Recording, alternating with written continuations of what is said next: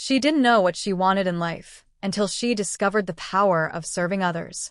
A life on autopilot, Julia's quiet crisis of meaning. Julia had always followed the script. Graduate high school.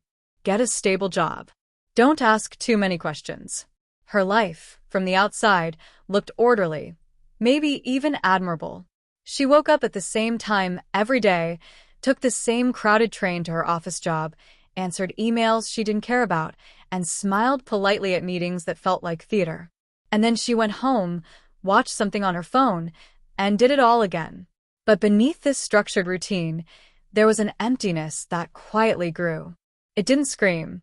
It whispered, like a soft ache she couldn't locate, or a hunger that didn't go away even after eating. Julia couldn't name it at first, only that she felt strangely detached from her own life, as if she were watching someone else live it. Her thoughts often drifted to a single haunting question: is this all there is? That question didn't come with a dramatic breakdown. It arrived in the stillness between things. While she stared at blinking cursors. While she scrolled through curated snapshots of other people's lives. While sitting at red lights. It was the discomfort of being alive but not truly living. She wasn't in pain exactly. She just wasn't in purpose. The days blurred, and weekends became a kind of soft sedation, a brief escape before Monday reset the loop. Her friends were drifting too, equally unsure of where they were headed. They talked about travel, promotions, maybe therapy, but no one really spoke about meaning. Julia didn't feel broken, but she felt unfinished. It's a quiet crisis that many experience, but rarely discuss. Because it's not tragic.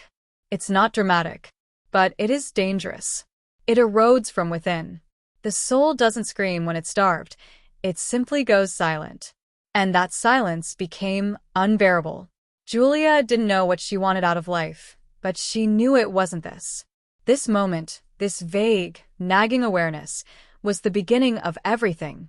The first spark of awakening. The moment before the search begins. Drifting through expectations, the weight of living someone else's life.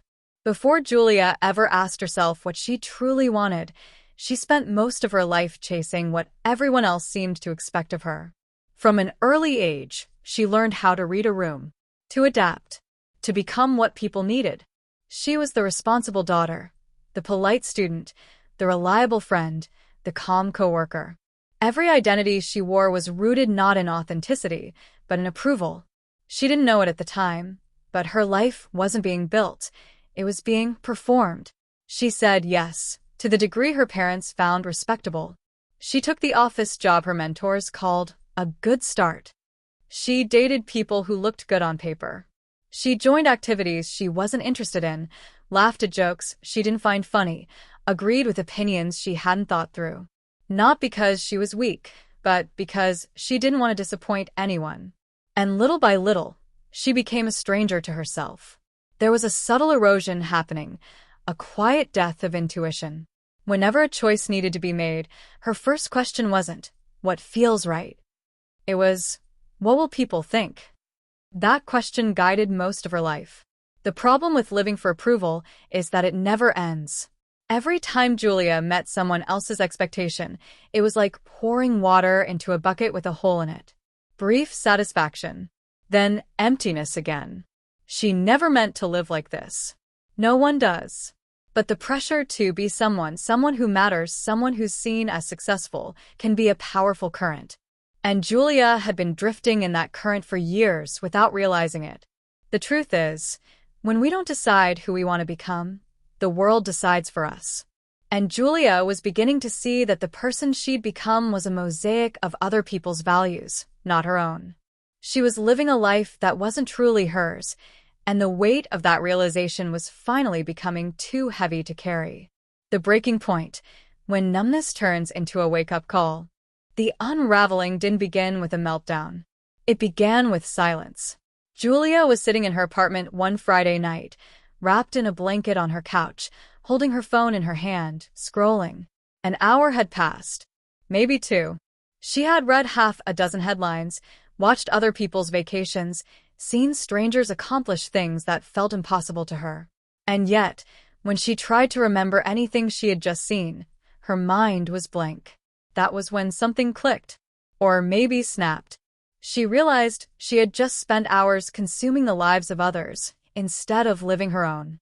Not out of laziness, but out of habit, out of numbness, out of avoidance. And that's what scared her the most. Not the boredom, not the loneliness, but the fact that she was becoming okay with it. That night, Julia stood in front of the mirror for longer than usual. She looked into her own eyes and saw someone she hadn't truly faced in years. There was no dramatic music, no epiphany, just a quiet ache, a whisper from somewhere deep. You've been asleep. This moment wasn't about sadness. It was about clarity. For the first time, Julia saw her life as it really was: safe, functional, but hollow. She had done everything right, followed every unspoken rule, and ended up with something that felt more like existence than living. It's a terrifying feeling to realize you've built a life based on what's easy or expected, and now you don't know who you are outside of that structure. That was her breaking point, but also, unknowingly, her awakening. Because when the stories we tell ourselves about who we should be finally collapse, that's when the real story begins. The power of a small shift, how helping someone else sparked something inside her. Julia didn't set out to change her life that day. She wasn't searching for a grand mission or a life-defining revelation. She just needed air. Space. Something, anything, that didn't feel like staring at a screen. It started with a walk. She wandered into a nearby community center she had passed 100 times, but never entered. The sign outside read, "Tutoring volunteers needed." Without thinking, she walked in. There wasn't a deep reason. No heroic impulse. She simply had the time, and the silence inside her had grown too loud to ignore. A week later, she was sitting across from a 12-year-old girl named Sophia, trying to explain fractions. Sophia wasn't interested in fractions. She was interested in why Julia had shiny nail polish, or whether Julia liked cats, or why adults always seemed tired. Julia laughed more in that hour than she had in months. It wasn't just the tutoring. It was the connection.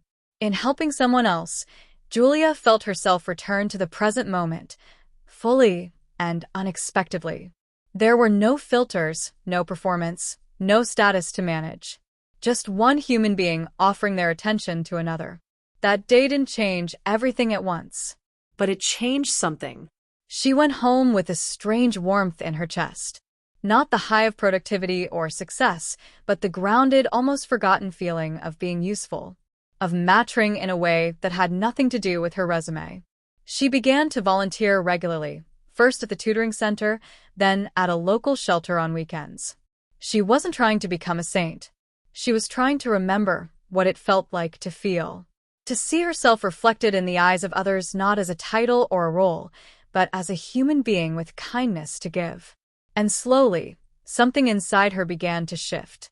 Her life hadn't changed on the outside.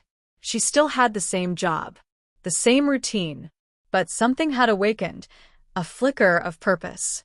A sense that maybe she didn't need to have all the answers. Maybe she just needed to show up, pay attention, and serve. Not out of obligation, out of alignment. From searching to serving, how purpose started to replace confusion. For most of her adult life, Julia believed that finding purpose meant discovering something grand. A career that fit perfectly. A passion that burned day and night. A path that felt inevitable and permanent. She waited for clarity like people wait for a sign, expecting lightning. But what began to surprise her was how ordinary her moments of meaning had become. It wasn't the big things. It was the little ones. It was watching Sophia finally understand long division. It was bringing hot coffee to the shelter at 6 a.m. and being greeted with tired smiles. It was cleaning up after an event and realizing no one had asked her to, and she didn't mind at all. Julia started to realize something profound. Meaning doesn't always come from discovery. Sometimes it comes from presence. Instead of obsessing over what she was meant to do, she began asking different questions. What is needed right now? Who can I help today? How can I make this moment more human? This shift in mindset changed everything. She no longer saw herself as lost. She saw herself as available. And that availability, that willingness to offer her time, energy, and care, began to fill the very emptiness she had spent years trying to outrun. And slowly she stopped searching. Not because she gave up, but because she started building something real with what she already had. What once felt like confusion started to feel like possibility. Serving others didn't erase her problems. It didn't give her a 10-year plan or perfect certainty, but it grounded her. It gave her a place to stand. And from that place, she began to trust that purpose doesn't arrive all at once like a headline. It reveals itself in small, consistent acts of service. In showing up for others, Julia was finally showing up for herself. Because sometimes, the life we want isn't found by looking inward. It's found in what we're willing to give away. The inner shift, how her identity quietly began to change. Something subtle had been happening within Julia, and for a while, she didn't even notice. There was no dramatic transformation, no overnight evolution. But as the weeks passed, the version of herself she used to carry like a burden began to feel distant. She was no longer just the woman who didn't know what to do with her life. She had become someone people relied on. Someone who listened, who showed up, who mattered. And most importantly, someone she respected. Julia had spent years trying to feel worthy by achieving more, proving more, chasing more. But the feeling she was now beginning to experience was different. It wasn't rooted in accomplishment. It was rooted in alignment. She was finally living in accordance with her values. She was living in integrity, not the moral kind, but the existential kind. The kind that makes you feel whole, not because everything is perfect, but because everything makes sense. Her self-talk began to soften. The voice that once whispered, "You're falling behind," was slowly replaced by, "You're exactly where you need to be." She stopped comparing, stopped needing validation, stopped treating her life like a problem to be solved.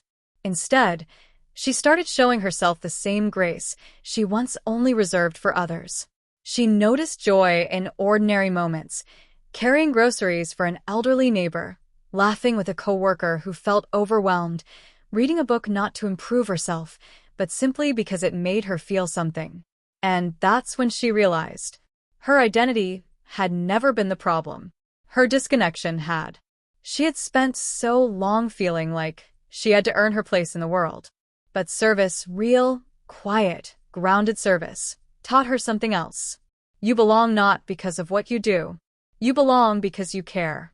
You belong because you show up. And that's enough. For the first time in years, Julia didn't feel like she was pretending. She felt real. Seen. Not by a crowd, but by herself. Moments of confirmation, when others reflected back who she was becoming. It's one thing to feel different on the inside. It's another thing entirely when others begin to notice it too. For Julia, the first moment came unexpectedly. She was walking out of the community center when Sophia's mother stopped her. "I don't know what you're doing with her," the woman said, "but she's been more confident lately. She even volunteered to present in front of her class. That's new. So, thank you." Julia smiled politely, said it was nothing. But on the inside, something clicked. Not a surge of pride, but a quiet sense of responsibility. She was having an impact without trying to impress anyone. Just by being present. Just by caring. It happened again a few weeks later at work. A coworker pulled her aside after a long meeting. "You're calmer these days," he said. "Focused.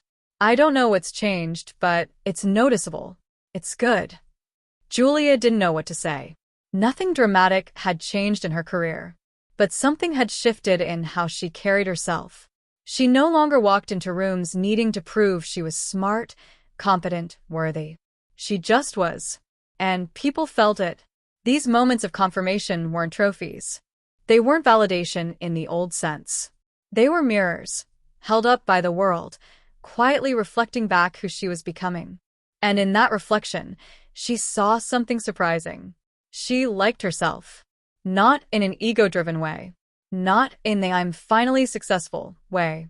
But in the deeply human, deeply personal sense of liking how she treated people. How she responded to pressure. How she showed up when no one was watching. The more Julia gave to others, not in sacrifice, but in genuine contribution, the more others began to trust her, lean on her, respect her. But more importantly, she began to trust herself.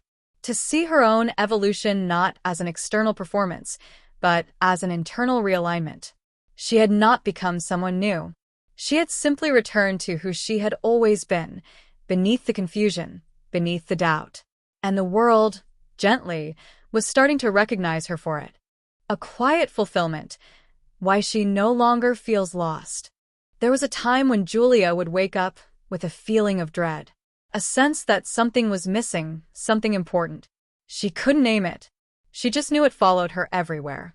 In the grocery store, in conversations, even during moments that were supposed to be joyful. She used to think that feeling would go away once she figured out her passion. Once she got the perfect job, made more money, earned recognition. But chasing those things only made the emptiness louder. Now, things are different. Her mornings are simple, sometimes early, sometimes slow, but they're no longer heavy. She doesn't reach for her phone to escape the day. She takes a breath, feels the air, listens to the silence. And instead of panic, she feels something rare, peace. It's not that life is perfect. There are still challenges, bills to pay, unanswered questions. But the urgency to have it all figured out is gone. Why? Because Julia finally understands something that used to terrify her. You don't need to know exactly where you're going to walk with purpose. What changed was not the map, but the walker. She no longer sees her life as a problem to solve, but as a story to live. And when she reflects on how far she's come, from the confusion, the questioning, the self-doubt, she doesn't feel regret. She feels gratitude. Because it was in that very uncertainty that she discovered something far more powerful than direction. She discovered meaning. Serving others didn't just give her something to do. It gave her someone to be. And now, when people ask Julia what she wants from life, she doesn't need a 5-point plan or an inspiring quote. She simply says, I want to keep being useful. I want to be someone people can count on. I want to live a life that's not just about me. There's no need to impress anyone anymore, because she's no longer trying to become someone. She's already being someone, and it's enough. Fulfillment, she realizes, isn't loud. It's quiet. It's grounded. It's real.